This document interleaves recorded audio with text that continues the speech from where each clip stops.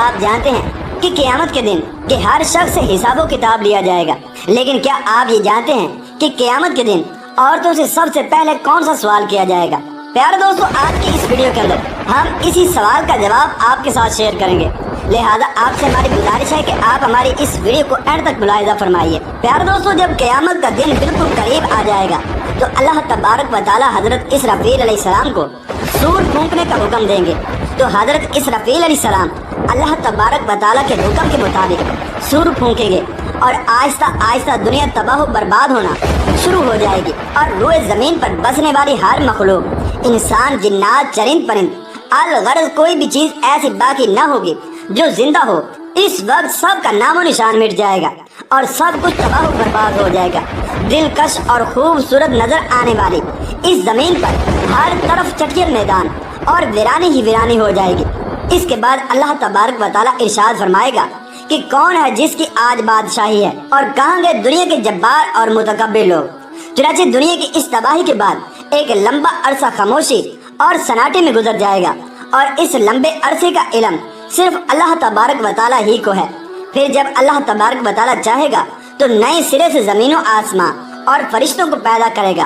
اور انسانوں کو دوبارہ زندہ کرنے کے لیے اللہ تبارک و تعالیٰ آسمان سے بارش نازل فرمائے گا، جس کے نتیجے میں ہر انسان کی ریڑھ کی ہڈی سے پورا انسانی ڈھانچہ تیار ہو جائے گا، اور اس ڈھانچے پر اللہ تبارک و تعالیٰ کے حکم سے گوشت پوشت چڑھ جائے گا۔ اس طرح جب تمام انسان دوبارہ زندہ ہو جائیں گے تو اللہ تبارک و تعالیٰ حضرت اسرافیل علیہ السلام کو دوبارہ سور پھونکنے کا حکم دیں گے۔ اس وقت تمام انسان ننگے پاؤں، ننگے بدن اور بے ختنہ اٹھ کھڑے ہوں گے، جس طرح ماں کے پیٹ سے پیدا ہوئے تھے، اور اس دن اللہ تبارک و تعالیٰ کا یہ فرمان پورا ہوگا، جیسا کہ اللہ تبارک و تعالیٰ نے قرآن پاک میں ارشاد فرمایا، اور تم لوگ فردن فردن ہمارے پاس حاضر ہوگے جس طرح ہم نے تم کو پہلی مرتبہ پیدا کیا تھا۔ ناظرین محترم، سب سے پہلے اللہ تبارک و تعالیٰ کے پیارے نبی حضور اکرم صلی اللہ تعالیٰ علیہ وآلہ وسلم اپنی قبر انور سے باہر تشریف لائیں گے۔ اس کے بعد حضرت عیسیٰ علیہ السلام اور دیگر انبیاء کرام اپنی قبروں سے باہر تشریف لائیں گے، اور اس کے بعد شہداء کرام اور اللہ تبارک و تعالیٰ کے نیک بندے اور اہل ایمان اٹھیں گے۔ اس دن کافر و مشرک اور منافق لوگ اپنے اپنے اعمال کے مطابق اپنی قبروں سے زندہ اٹھیں گے۔ کوئی اندھا ہوگا تو کوئی بہرا ہوگا، کوئی لنگڑا ہوگا اور کسی کو چونٹی کی شکل کے اندر اٹھایا جائے گا، اور کوئی شخص اپنے اعمال کے مطابق سر کے بل اٹھے گا۔ اس دن کافر اس غیر متوقع زندگی کے مناظر دیکھ کر شدید خوف اور غم کے اندر مبتلا ہو جائیں گے، اور ان کی آنکھیں اس خوفناک منظر کو دیکھنے کے بعد پتھرا جائیں گے، اور ان کافروں کے دل کانپ رہے ہوں گے اور کلیجے منہ کو آ رہے ہوں گے۔ اس دن اتنا وحشت ناک عالم ہوگا کہ کوئی غم گسار اور مددگار نہ ملے گا، اور اس دن نہ ہی کوئی ایک دوسرے کا پوچھنے والا ہوگا، اور اہل ایمان بھی اپنے اعمال کے مطابق اپنی قبروں سے اٹھیں گے، اور اس دن شہداء کرام اپنے بہتے ہوئے تازہ خون کے ساتھ اٹھائے جائیں گے، اور جو شخص جس حالت میں فوت ہوگا اسی حالت میں اپنی قبر سے اٹھے گا۔ جو گناہ کرتا ہوا مر گیا وہ اسی گناہ کی حالت میں اٹھے گا، اور جو شراب پیتا ہوا مرا وہ اسی طرح سے شراب پیتا ہوا اٹھے گا، اور جو زنا کرتا ہوا مرا اسی طرح زنا کی حالت میں اٹھایا جائے گا۔ پیارے دوستو، جب اس طرح تمام مخلوق زندہ ہو جائے گی اور اپنی اپنی قبروں سے باہر نکل آئے گی، پھر اس کے بعد قبروں سے اٹھتے ہی ہر انسان پر 2 فرشتے مقرر کر دیے جائیں گے، اور وہ فرشتے تمام لوگوں کو میدان حشر کی طرف پہنچا دیں گے۔ ناظرین، آپ کو یہ بھی بتاتے چلیں کہ میدان حشر ملک شام کے علاقے میں قائم ہوگا، اور سبھی لوگوں کو اپنی اپنی قبروں سے اٹھ کر اس میدان میں جانا ہوگا۔ کفار میں سے جو لوگ اندھے اٹھیں گے وہ ٹھوکریں کھاتے گرتے پڑتے میدان حشر میں پہنچیں گے، اور جو لوگ چونٹیوں کے جسم میں اٹھیں گے وہ لوگوں کے پاؤں کے تلے رونتے جا رہے ہوں گے، اور جو لوگ سر کے بل اٹھائے جائیں گے وہ لوگ انتہائی ذلت اور رسوائی کے ساتھ میدان حشر میں پہنچیں گے۔ بعض کافروں پر آگ کو مسلط کر دیا جائے گا جو ان کافروں کو ہانگ کر میدان حشر کی طرف لے جائے گی، اور اہل ایمان بھی اپنے عقائد و اعمال کے مطابق میدان حشر کی طرف رواں دواں ہوں گے۔ بعض اہل ایمان پیدل پہنچیں گے، بعض اہل ایمان اونٹوں پر سوار ہو کر میدان محشر میں پہنچیں گے۔ کسی اونٹ پر 1 شخص ہوگا تو کسی اونٹ پر 2، حتیٰ کہ کسی اونٹ پر 10 آدمی بھی سوار ہوں گے۔ اس دن اللہ تبارک و تعالیٰ کی ساری مخلوق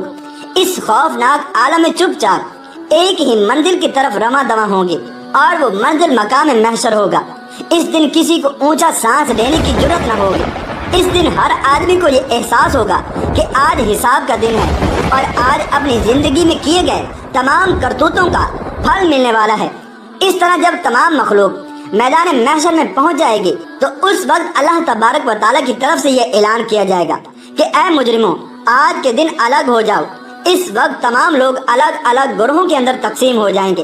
اور کافر اور مشرک لوگ اپنی زندگی میں جس چیز کی پوجا کرتے تھے اور جس کو اپنا خدا مانتے تھے وہ اسی گروہ میں شامل ہو جائیں گے، اور دوسری طرف ایمان والوں کو ان کے اعمال کے مطابق الگ الگ گروہوں کے اندر تقسیم کر دیا جائے گا۔ چنانچہ نیک لوگوں کے ساتھ ہو جائیں گے۔ ناظرین محترم، میدان محشر کے اندر تمام لوگ ننگے پاؤں اور ننگے بدن ہوں گے۔ اس دن سورج 1 میل کے فاصلے پر آگ برسا رہا ہوگا اور زمین تپش کی وجہ سے دمک رہی ہوگی اور جسم سورج کی آگ میں جل رہا ہوگا، اور زمین اتنی گرم ہو جائے گی کہ زمین پر پاؤں نہ رکھا جائے گا اور دور دور تک کہیں سایہ نظر نہ آئے گا، اور لوگ اپنے اپنے عقائد اور اعمال کے مطابق اپنے پسینوں کے اندر ڈبکیاں کھا رہے ہوں گے۔ کچھ لوگ اپنے گناہوں کے مطابق ٹخنوں تک پسینے میں ڈوبے ہوں گے، اور کچھ لوگ سینے تک پسینے کے اندر ڈوبے ہوں گے، اور کچھ لوگ اپنے اعمال کے مطابق پورے پسینے میں ڈبکیاں لگا رہے ہوں گے۔ حشر کا یہ خوفناک دن 50,000 سال کا ہوگا، اور لوگ بھوک اور پیاس اور شدت گرمی کی حالت میں 50,000 سال تک کھڑے رہیں گے۔ چنانچہ پھر اس کے بعد لوگ کسی سفارشی کو تلاش کریں گے، اور لوگ حضرت آدم علیہ السلام سے ہوتے ہوئے حضور اکرم صلی اللہ تعالیٰ علیہ وسلم کے پاس پہنچیں گے، جس پر حضور اکرم صلی اللہ تعالیٰ علیہ وسلم اللہ کی بارگاہ کے اندر سفارش کریں گے، تو آپ صلی اللہ تعالیٰ علیہ وسلم کی سفارش کو قبول کیا جائے گا اور حساب و کتاب کا سلسلہ شروع ہوگا۔